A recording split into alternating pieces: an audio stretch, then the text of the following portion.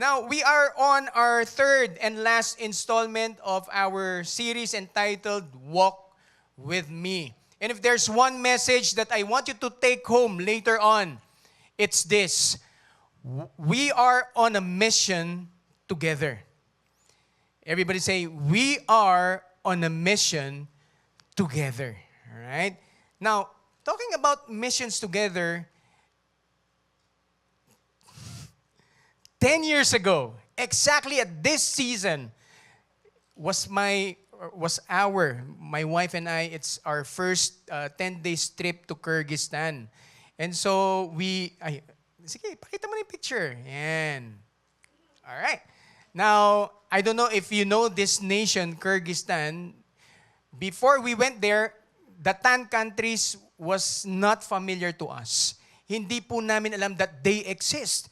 And so, back in 2014, I was given an opportunity to join Pastor Lee as our team leader back then to see this nation of Kyrgyzstan. My wife and I and several of our leaders went there, and this was where the Word of God really made sense to me. One of my quiet times in that place, in that nation, I was reading Matthew 9. I think it's in Matthew 9:36. And it was talking about the harvest is plenty, but the laborers are few. It also talked about the lost, the heart for the lost. And so, while reading and meditating the word, it was like jumping. Yung mga words na binabasa ko, it was like illuminated and it was jumping left and right. It really made sense to me. Tapos I began to cry. And I was asking God, Lord, what's this? This is my first time to experience it. And so, parang ayoko nang umuwi. Although I needed to go home because we have our 3 kids back here in Manila, pero dahil sobrang nagbabaga ang salita ng Diyos sa aking puso, it's like I found something valuable that I can leave everything behind and just take hold of this gospel. But I was sent back, of course, because it was just 14 days. And so, coming back, I told Pastor Dennis, talagang nagbabaga yung puso ko para sa nation ng Kyrgyzstan. Would you send me back? After a year, or a year and a half, we went back again on a trip. And I went with Kuya Jun, Ate Sally. Ate Sally was the one leading the worship with Val kanina. And Kuya Jun and some of our leaders. Hindi po yun bakasyon. Alright? Mukha lang kami talagang nag-e-enjoy. But this was the same church that we went to minister to. And it was really fun. It was really fun doing it together with your friends in the community who have the same mission and vision as you have. But the Word of God was still really burning in my heart at that time. And so when we went back to Manila the second time, 2015, I was already in full-time ministry. Although I was not able to go back to the nation of Kyrgyzstan to be full-time in that nation, I'm still doing the mission up until today. Tuloy pa rin po ang mission. 10 years after, I'm still preaching the gospel. I'm still reaching out to the lost. I'm still evangelizing, doing the things that God has called me to do. Ang masarap lang po sa mission together, pagka yung mga kasama mo, you have the same heart that Jesus has. The same heart for the lost, the same heart for the gospel of Jesus Christ. Currently, this is my victory group with me. Some of the men that I walk with and journey with as I continue the mission that God has called me to do. This is what we're going to look at today. Again, if there's one message that I want you to take home today, aside from the scripture, it's this. We are on a mission together. Can I ask everyone to please stand as we read from Luke 24, verses 44 to 49. Then he said to them, "These are my words that I spoke to you while I was still with you, that everything written about me in the law of Moses and the prophets and the Psalms must be fulfilled." Then he opened their minds to understand the scriptures and said to them, "Thus it is written that the Christ should suffer, and on the third day rise from the dead, and that repentance for the forgiveness of sins should be proclaimed. Everybody say proclaimed. Proclaimed in His name to all nations, beginning from Jerusalem. You are witnesses of these things, and behold, I am sending the promise of my Father upon you, but stay in the city until you are clothed with power from on high. Let's all bow down our heads and pray. Thank you, God. Salamat, Panginoon, for the honor, the privilege of being called, of being able to partner with you in this mission of reaching the lost, preaching the gospel. Lord, thank you because we are indeed serving a holy God. Holy, holy, holy. And to be with you in this mission is just mind-blowing.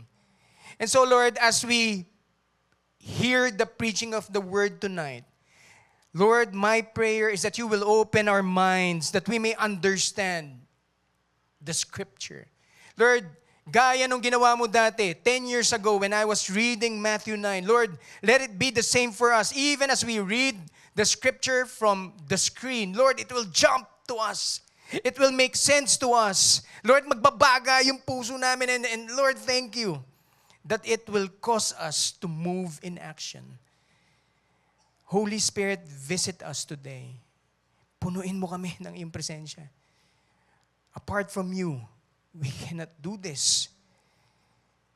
Apart from you, there's no power in our lives. Salamat, O Diyos. Holy Spirit, anoint my lips, Lord.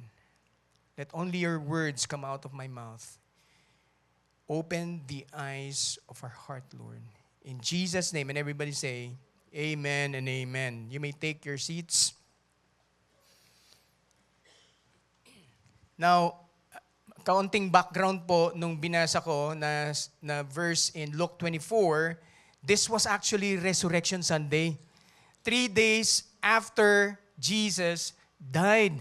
And so you could imagine the disciples' feelings and emotions. They were still grieving at this time. Malungkot po sila. Frustrated. Some of them might be thinking, the mission is over. The mission failed. Bakit? Wala na yung Messiah natin. Siguro yung iba sa kanila iniisip, sayang naman yung 3.5 years. Tapos may iwan lang tayo. They all thought that the kingdom of God or Jesus will restore the kingdom to Israel the way they expected it. Remember, few weeks ago I preached about that. But it was not that way in the kingdom of God. And so on this day, may imagine mo na yung the atmosphere and the environment where the disciples were. But praise be to God, their Messiah at this point in time is alive. It was as if Jesus was saying, the mission continues. Tuloy po ang mission. And so this is where we will dive in verse 44 to 49. Sabi niya doon, then he said to them, these are my words that I spoke to you while I was still with you, that everything written about me in the law of Moses and the prophets and the Psalms must be fulfilled. Jesus was reminding them again of what was spoken about him from the Old Testament. All that Jesus had said in that 3.5 years of ministry with the disciples now has come into fulfillment. Eto na, tapos na, fulfilled already. Now, what does this mean to us today? Church, all the scriptures that you will find in the Bible, first, they all point to Christ. Pag binasa niyo po ang Biblia, lahat po yan pertaining to Jesus Christ, to the fulfillment of what was promised, even from the beginning of time. Genesis 3 pa lang, lumabas na yan. Meron ng prophetic vision of Jesus coming in as the Messiah and the Savior. Ano pang ibig sabihin yan para sa atin ngayon? The Word or the Scripture is alive. Buhay po ang salita ng Diyos. Hebrews 4:12, For the word of God is alive and powerful. It is sharper than the sharpest two-edged sword, cutting between soul and spirit, between joint and marrow. It exposes our innermost thoughts and desires. Church, pwede mong pagkatiwalaan itong salita ng Diyos. Pwede mong ipalupot ang iyong buhay dito sa salita ng Diyos. Bakit? Totoo ito. Hindi ka mabibigo when you anchor all your hopes in the Word of Jesus Christ. Heaven and earth will fade, but the Word of God will still remain. Nawala na lahat. Huwag yung katabi mo, ha?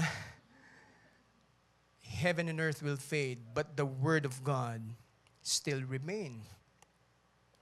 Now, maybe your question now is, bakit kailangan gawin ni Jesus yun? Bakit kailangan niya i-remind yung mga disipulo niya of the Scripture? Hindi ba sapat yung 3.5 years na meron sila with Jesus? Hindi ba sila, face-to-face with Jesus, personal encounter and journeying with the Messiah? Bakit? Ano nangyari? Why does Jesus need to remind them over and over again? And in fact, in Luke 24, pag nakita niyo po yung buong chapter, several times that Jesus was reminding them of all the scriptures na sinabi niya during His time of ministry.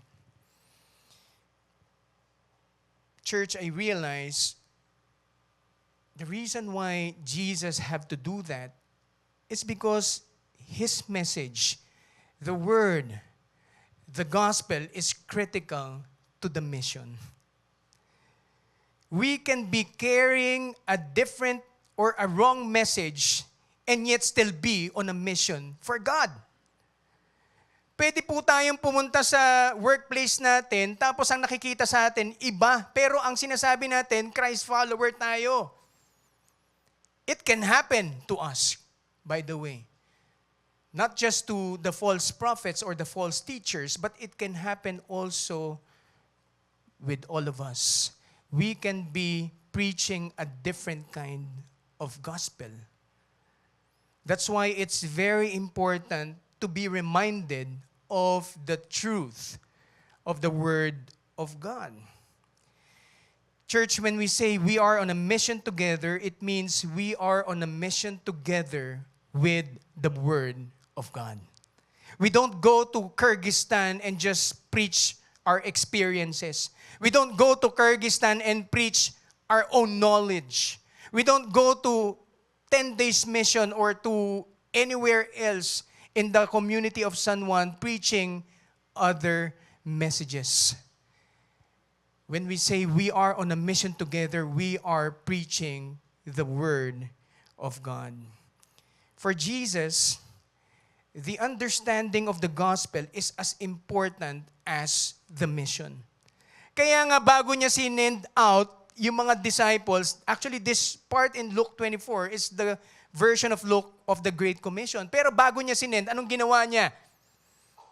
Verse 45, sabi niya, He opened their minds so they could understand the Scripture.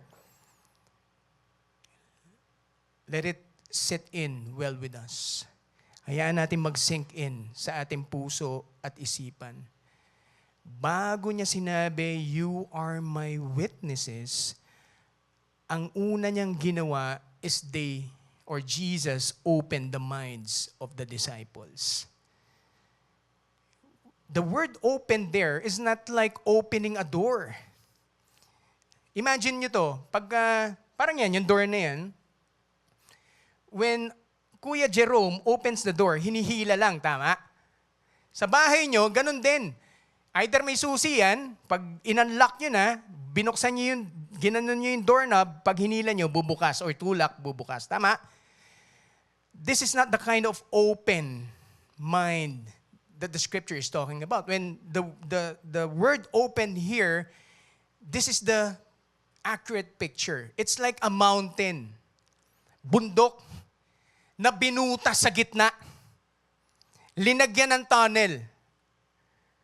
And so may imagine mo na, kung may bundok sa harap mo, binutas, linagyan ng tunnel, how long does it take for that to be finished, yung tunnel. Matagal yan. Anong nangyayari in between the process of digging? Masakit po yan. Parang ang tunog yan.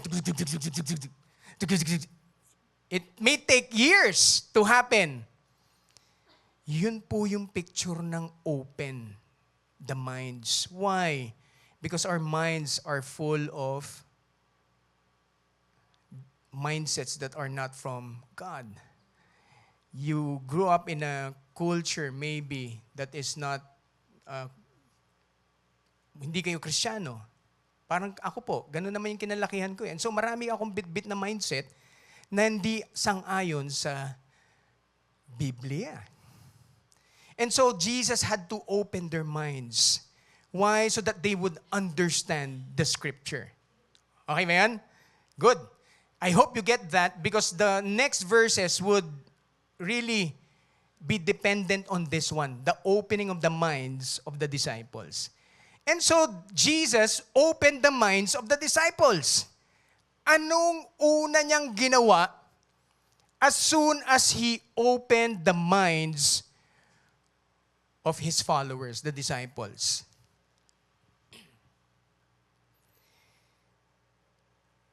Una niyang ginawa, makita mo yan, verse 46. Sabi niya, He told them, "This is what is written. The Messiah will suffer and rise from the dead on the third day, and repentance for the forgiveness of sins will be preached in His name to all nations, beginning at Jerusalem." Let it sink in. This verse 46, is a summary of the gospel. That Christ should suffer and on the third day rise from the dead, and that repentance for the forgiveness of sins. Kaya naman po pumunta ang Panginoon. It's because of our sin. And so what happened? He needed to suffer so that forgiveness may happen. So that repentance may be given to us. Para makabalik po tayo sa ating Ama sa langit.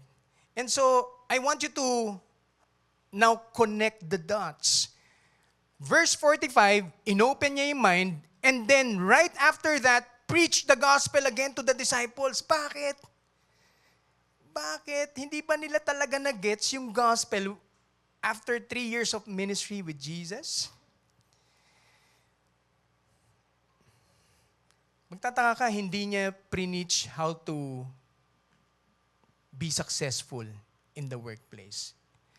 Magtataka ka, hindi niya preach how to have a thriving marriage in our generation today. Hindi niya preach how to get rich quick. But what he preached was the gospel. He preached the gospel to his disciples. Kahit na ilang ulit na naririnig ng mga disciples ang gospel for the past 3.5 years of face-to-face with Jesus, he still needed to preach the gospel. Why? Because the gospel is our message in our mission together. Yun po talaga ang bibit-bitin natin. It's the gospel of Jesus Christ. I realize the message of the gospel is critical to the mission. Importante po talaga na maintindihan natin. Sa atin muna mag-uumpisa. You cannot share what you don't have, isn't it? Ang hirap ibigay yung wala ka. Tama? So it has to start with us. The gospel is the only message that will transform one's heart, that will transform a community, that will transform a nation, that will transform the world. Kaya si Apostle Paul, every time the gospel is preached, kahit hindi siya nagpipreach, narinig niya yung church, uy, napipreach si Jesus Christ dyan. He rejoices. And you would see that in Philippians. Bakit ganun na lang si Apostle Paul? In Romans 1:16, sabi niya, "For I am not ashamed of this good news about Christ. It is the power of God at work, saving everyone who believes." the Jew first and also the Gentiles. This is the reason why ang gospel po na bit-bit natin in our mission together is the only thing in this world that can save us. That can save all of us. Everybody say all of us. And so, as your lead pastor in your 5 p.m. service, don't be ashamed of the gospel. Don't be ashamed. When there is an opportunity to share the gospel to your schoolmate, to your office mate, to your neighbor, kahit nagalit ka dyan, preach the word of God if you are given an opportunity to preach it. Why? Because it will change that person's life. Church, the gospel that we carry in our mission together is the only thing in this world that can genuinely transform a person, a life, a community, and a nation. Ano pa? Don't get tired of hearing the gospel. Imagine mo yung mga disciples, 3 years na yon. And yet, in Luke 24, when they saw Jesus, it's as if they don't recognize their Messiah. Tapos nung sinasabi niya yung scripture, hindi nagme-make sense sa kanila until Christ opened their minds. And then when the minds of the disciples were open, anong ginawa ni Jesus? Preach pa rin yung gospel. And so don't get tired of hearing the gospel. Now kung ikaw naman ang nagpipreach ng gospel, when you are preaching to someone else, if they don't accept the preaching of the word, don't get frustrated. Pwede ka malungkot. Bakit? Tinanggihan nila eh. The only thing that can change them, the only thing that can change the trajectory of their life forever and for eternity, nireject nila. But you have to understand, there will come a time when you don't give up preaching the gospel to this person that you really love, this person that you know is lost and needs Christ. Darating yung time, si Holy Spirit will open the mind of that person. So keep on praying for them. Maglagay kayo ng VIP list. Very impossible person or very important person. And then every day, pag-pray nyo, I have that list on my cell phone, the names of maybe, I think 12 people, yung nakalista dyan, every day. I pray for them. Do it as well. I'm sure hindi lang 12 ang kaibigan nyo, ang kamag-anak nyo na nangangailangan ng gospel of Jesus Christ. Pray that the word of God will be illuminated to you as you read the word of God. Pray that the Holy Spirit will let those scriptures jump while you are meditating on it. Now, I do believe this was the reason why Jesus had to preach the gospel once more to the disciples. It was actually a setup for the mission. Isipin nyo, paalis na si Jesus nito eh. He will ascend to heaven. And so, it's very important na bago siya umalis, klaro sa mga disciples. Yung message na sasabihin nila, yung gospel, it has to start within them. It has to start in their hearts. Kailangan ma-open yung mind nila so that they would really grasp. Pag nahuli nila yung gospel, it's as if they found the most valuable thing in the world so they can now leave everything behind and start on the mission. Preaching the gospel of Jesus Christ. It was a setup for the Great Commission that they will embark on. Ang gusto ni Jesus, sila mismo sold out. Convinced of the gospel. Now, question ko to all of us, are we convinced of the gospel? Why are we here today? Why are we coming here Sunday in, Sunday out? Is it just for attendance? Is it just for the food later on? Or are you here because you know sold out kayo sa salita ng Panginoon? You know that this is the only thing in this world that can help you and can pull you out of your situation. Are we convinced of the message of the gospel? That was the heart why Jesus had to preach the gospel to them. Why? Because it doesn't stop with them. Hindi po tumigil dun sa kanila lang na preach yung gospel. Hindi po ganun. Kaya makita mo, verse 48, sabi ni Jesus, you are witnesses of these things. Witnesses. Everybody say witnesses. First thing that I want all of us to see is that the word witnesses is in the plural form. Marami po. Hindi po sinabing you are a witness in this part. Sabi niya, you are witnesses of these things. So it's in the plural form. Ang pagtawag po ng Panginoong Jesus sa atin to be a witness is not just for me. Pag sinabi ni Lord na, pastor lang yung magwi-witness, there's something wrong. Mar Urbano, who's part of our victory group, Mark, kaway-kaway ka naman. Yan. Sabi niya sa akin 2 weeks ago, Pastor Alan, bakit sa victory group natin, parang madalas ikaw nagsasalita? Dami mong sinasabi. Hindi niya sinabi. Pansin ko, si James minsan na papayagan mo mag-lead. O kaya si RV, one time. Hindi ba mas maganda? Lahat tayo nagli-lead. Sabi ko actually, dahil sinabi mo yan, ikaw na next week. Sabi ni Martin, hindi, joke lang. But it's a good reminder for me as well. It's not just me preaching the gospel, it's for everyone. If you are a follower of Jesus Christ, you are a witness. Tell your neighbor, yan, yung katabi mo na natutulog na. Sabi mo, you are a witness.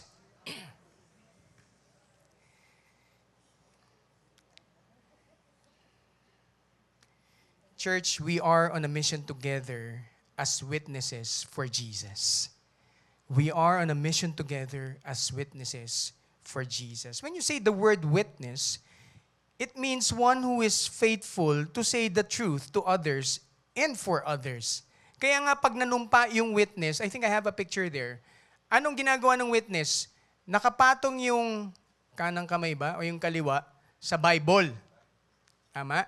Yung right nakataas. O baligtad. Hindi pa kasi ako na-witness sa courtroom eh. Pero, basta yung isang kamay, nasa Bible. Anong sinasabi nila? Do you swear to tell the truth and nothing but the truth, and so help me God? Yun po ang witness. You tell the truth. Now, ang pag-witness ng isang witness is very important for a person to be free and not convicted of a crime. Or, pag winidhold yung truth, mabibilanggo.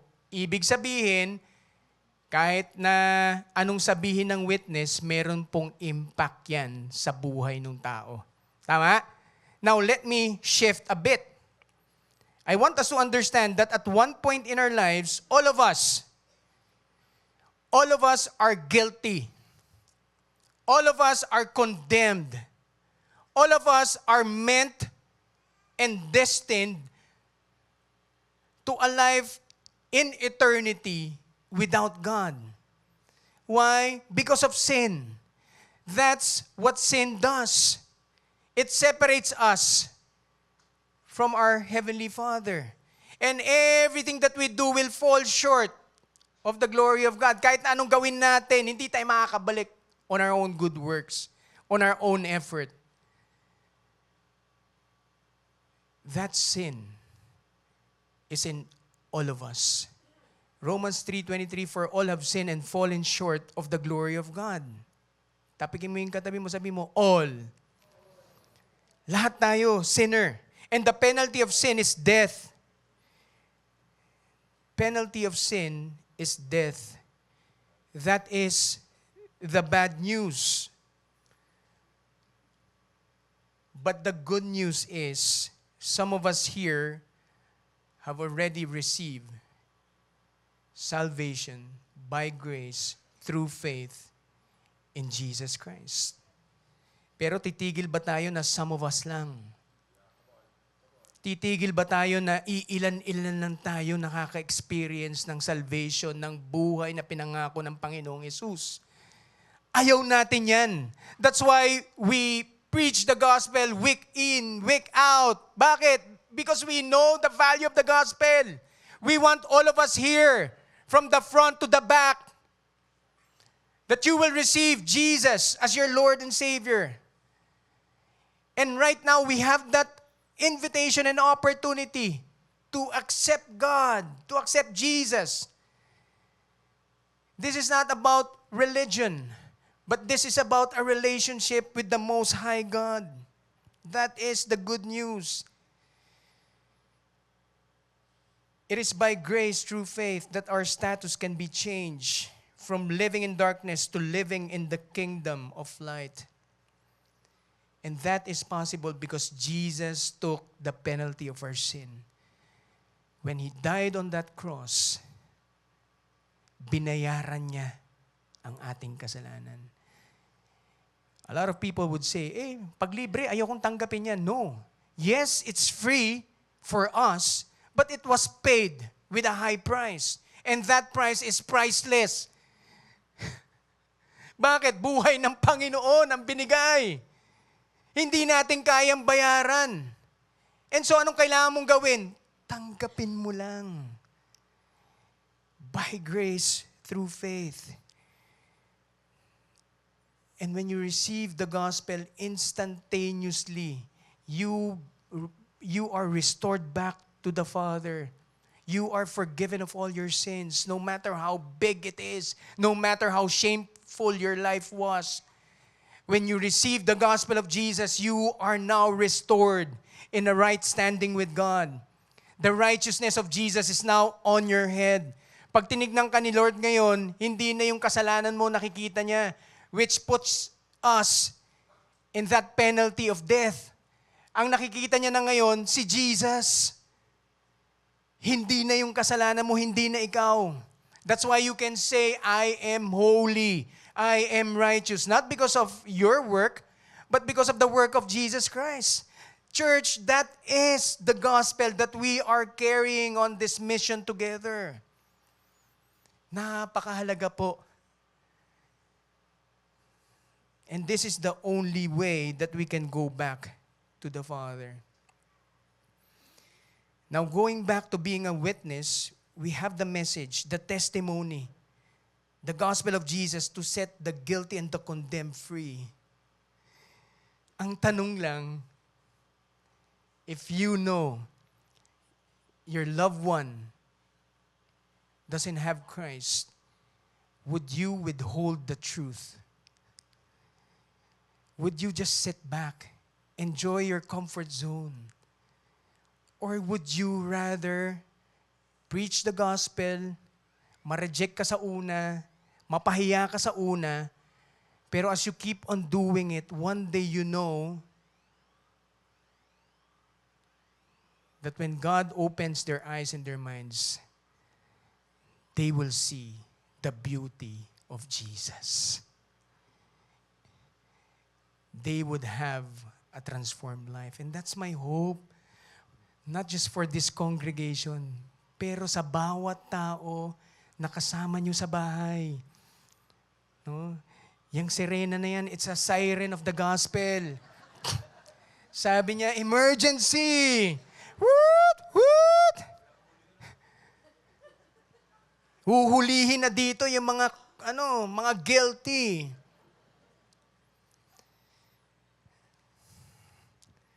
What are we going to do about it? Will you be a witness or will you withhold the truth and let others suffer a life separated from God? Ang bigat. Lord, ang bigat. I remember my cousin who passed away several years ago. Before he passed away, I went to his father's wake and I asked this question, Bro, meron ka bang insurance? Bakit kuya? Paano pag ikaw yung nandyan sa box na yan? Paano yung pamilya mo? Ay kuya, wala akong pambayad eh. Okay. I know at that time I was given by God an opportunity to preach the gospel, and yet I did not. After 2 weeks, got into an accident.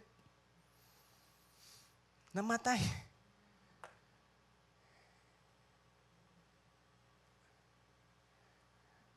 Up until today, it hurts me, it pains me that I was not able to share the gospel to him. You know, ang hope ko na lang, at one point in his life, somebody preached the gospel.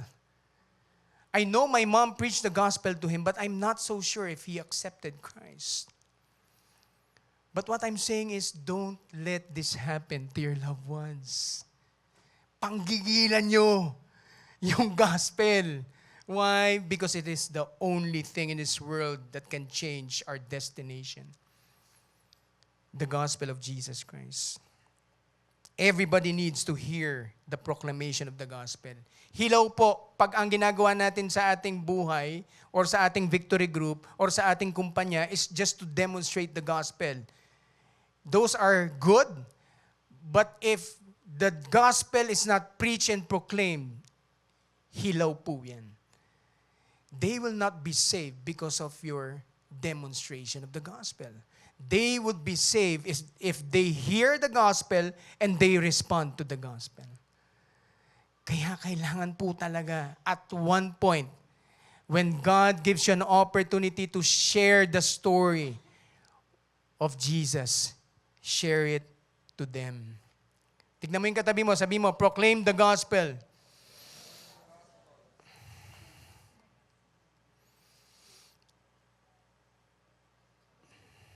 Church, we are on a mission together as witnesses for Jesus.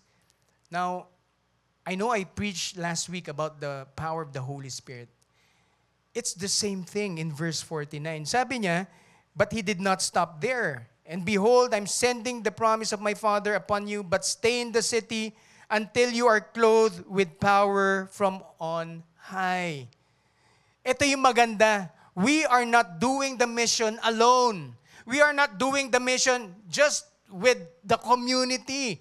We are on a mission together as witnesses for Jesus, and we have God in us.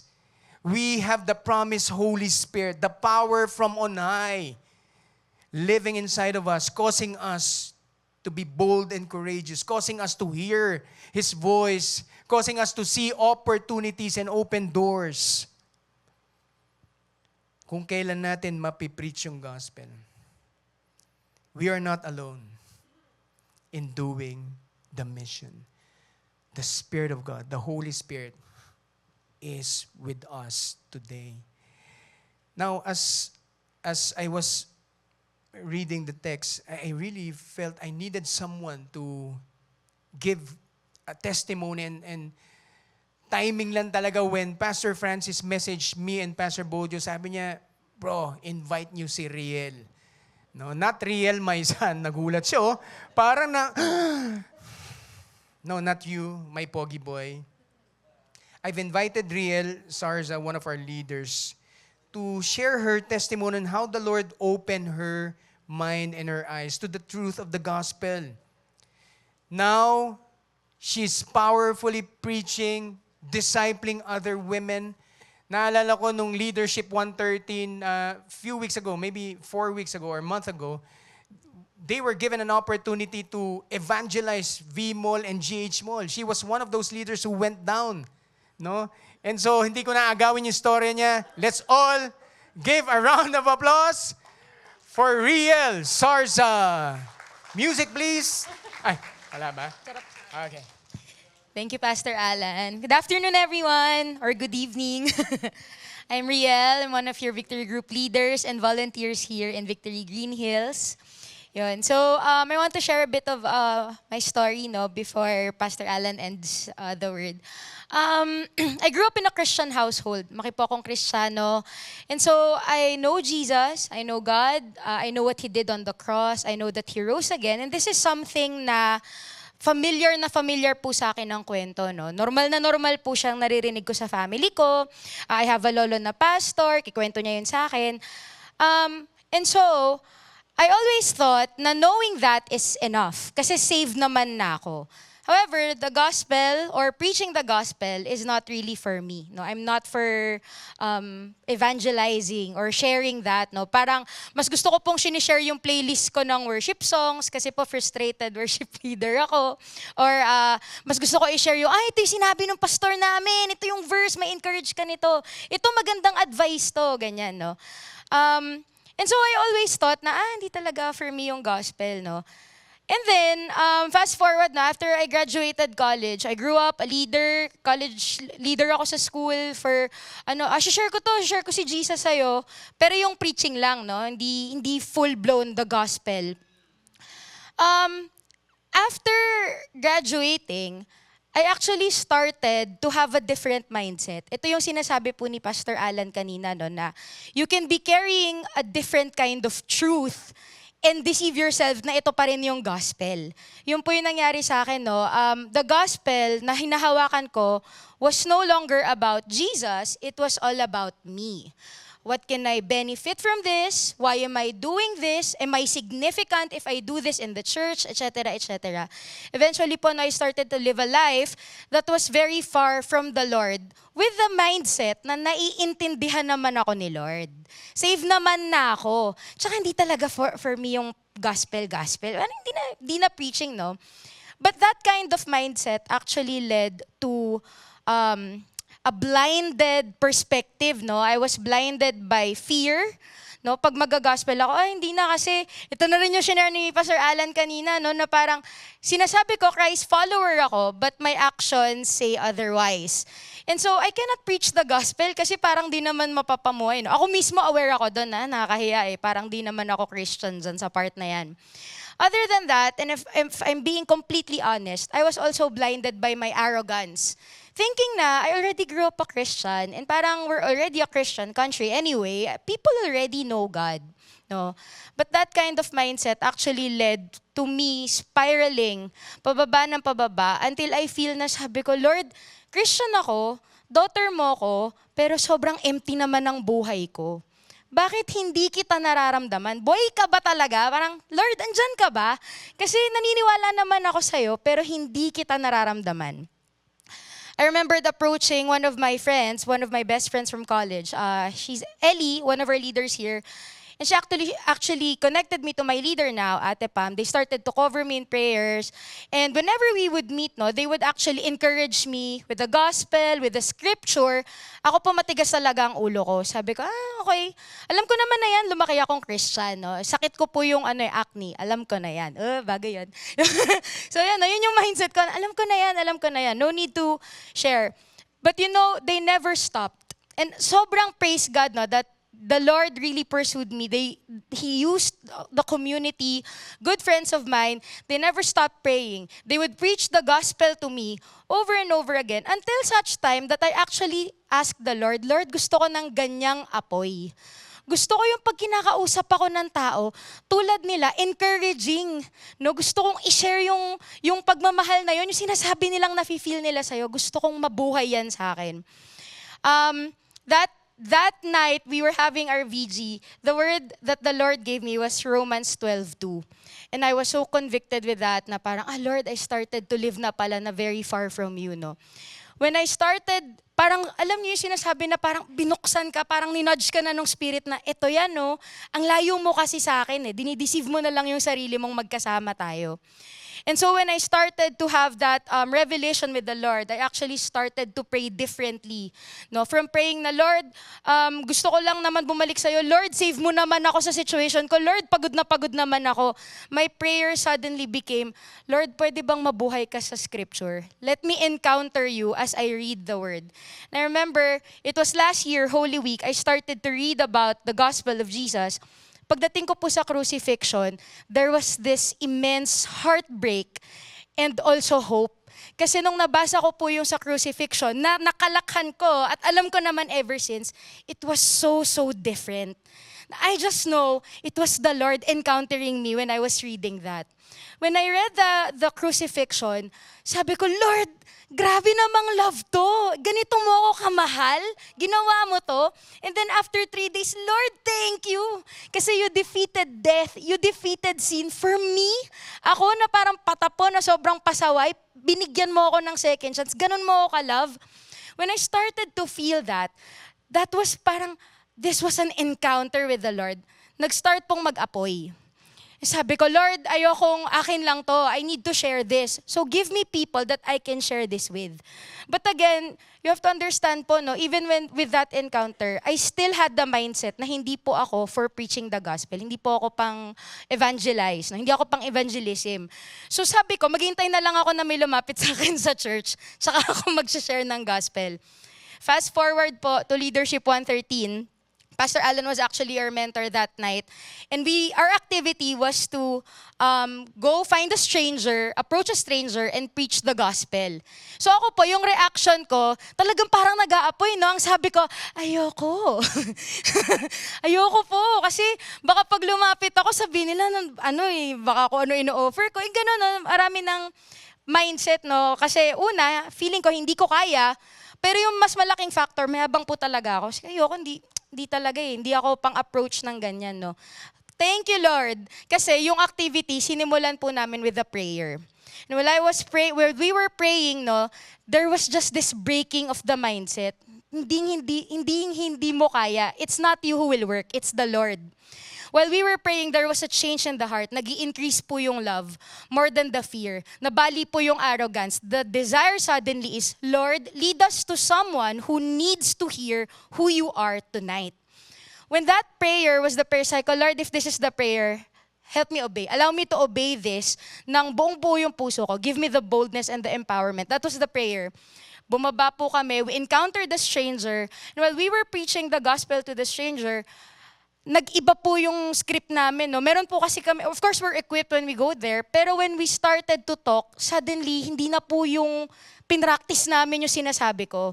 And I just know it's not me anymore. I just know it's the Holy Spirit. Because binabato na po natin yung mga salita, hindi naman natin yung ni-rehearse, no?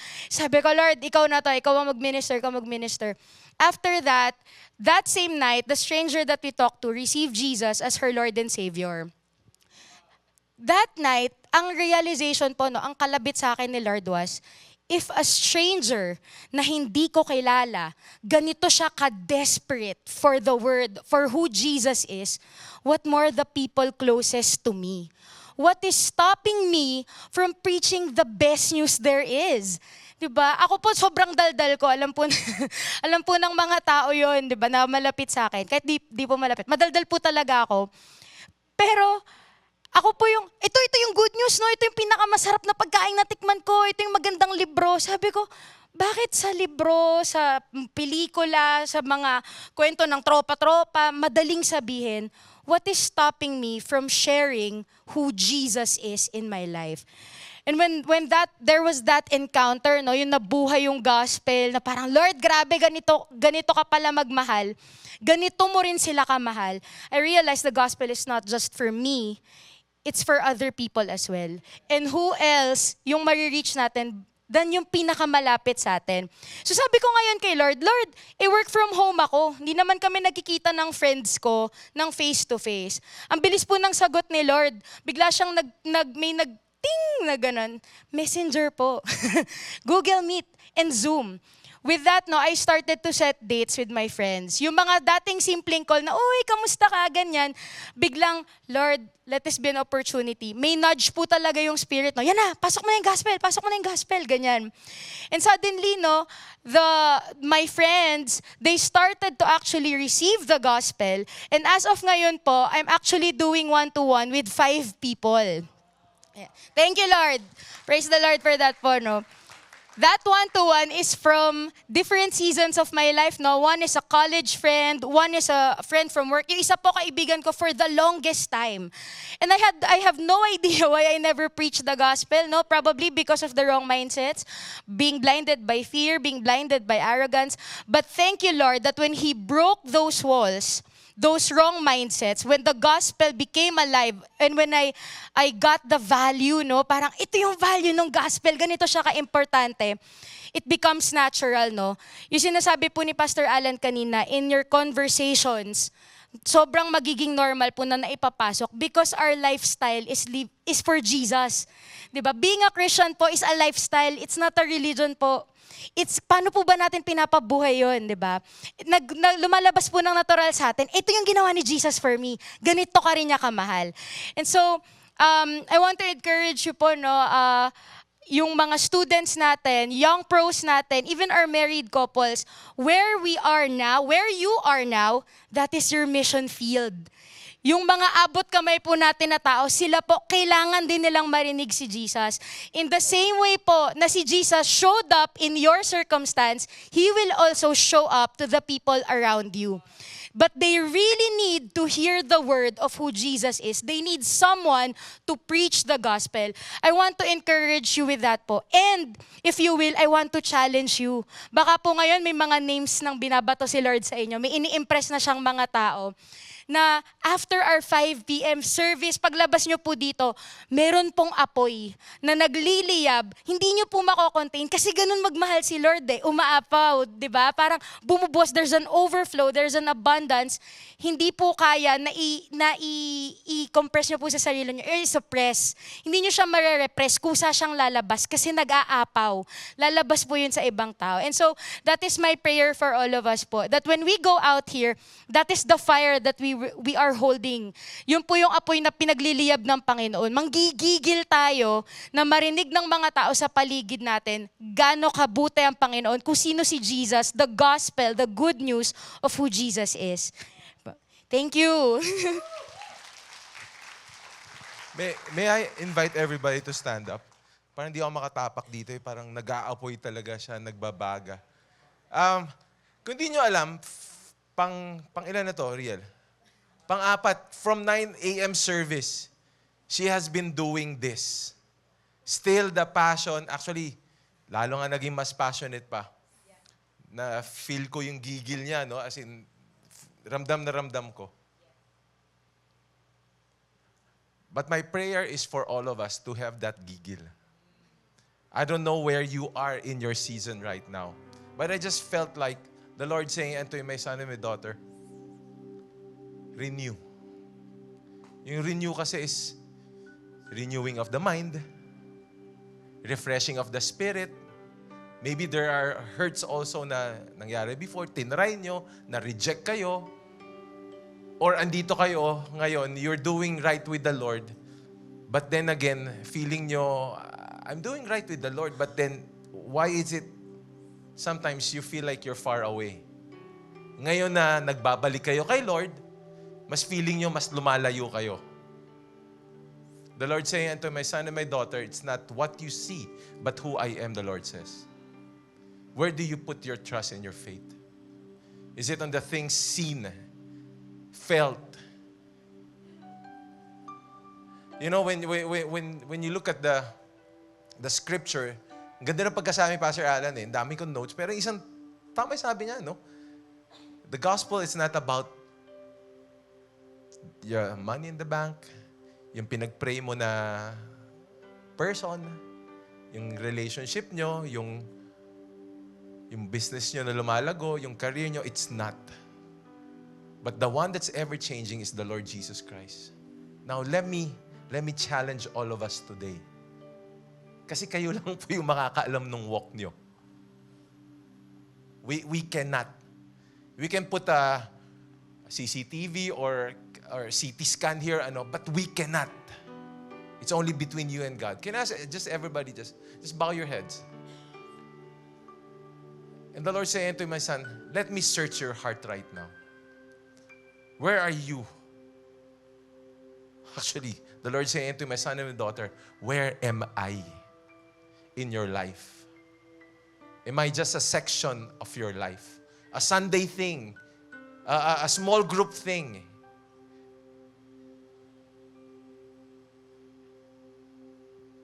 Am I really in your heart, the Lord says? Father, I pray, Lord God, for my brothers and my sisters, Lord God. Let us, Lord God, come to you first, boldly and ask with confidence, and asking the Holy Spirit to search our hearts. Where are you, Lord Jesus Christ, in our lives? So that as we proclaim the word, as we go out there, Lord, the same passion, Lord, the same energy, Lord God, of that first encounter with you. Father, I pray, Lord, for my sisters, my brothers and sisters, Lord God, who are in that crossroad right now, Lord, na saan nga pala kami? Saan nga ako? Saan nga si Lord sa buhay ko? Father, I pray, Lord God, for your refreshing to come to them right now in the name of Jesus. Pray, Lord, that indeed, Lord God, the Spirit of God is upon them. Father, I pray, Lord, that kung kailangan nilang buksan uli yung Bible nila, Lord God, to search it one more time, Lord, baby, ang alikabok na kasi sobrang tagal na talaga hindi nabuksan. But I pray, Father, in the name of Jesus, they would do so boldly, courageously, and ask, Lord God, where they stand with you. And start there. Start there. Start afresh. Start new. And Lord, thank you, Lord, that you never question who we are, Lord God, but you have taken us holy. With all heads bowed and eyes closed. All heads bowed and eyes closed. If you heard this message right now, and the Lord saying it to my son, you cannot fully understand because you are not with me yet. Ibig sabihin, hindi mo pa talaga sinosurrender yung life mo kay Lord. And look to Him as your Lord and Savior. With all heads bowed and eyes closed, may I invite you to raise your hands if you want to accept Him as your Lord and Savior. Yes, we see those hands. Thank you, Lord God. Thank you, Lord God. Thank you, Lord God. Okay. For those who are raising up your hands, we see them all the way to the back, that young person. Can you pray this prayer with me? Lord God, thank you because you have predestined this day for me to hear your word, put it into my heart, and accept you as my Lord and Savior. Thank you, Lord Jesus Christ, that you came to wash and get rid of all my sin now and forevermore. I look to you now as my Lord and my Savior. And there's no turning back. I even pray, Lord God, that you put people around me to help me in this walk. In Jesus' name we pray. Amen and amen. Those who raise your hand, one of our leaders and one of our experienced team will approach you, and hopefully they can start their journey with you. If not, come approach all of us, any one of us here, because we want to start this journey with you.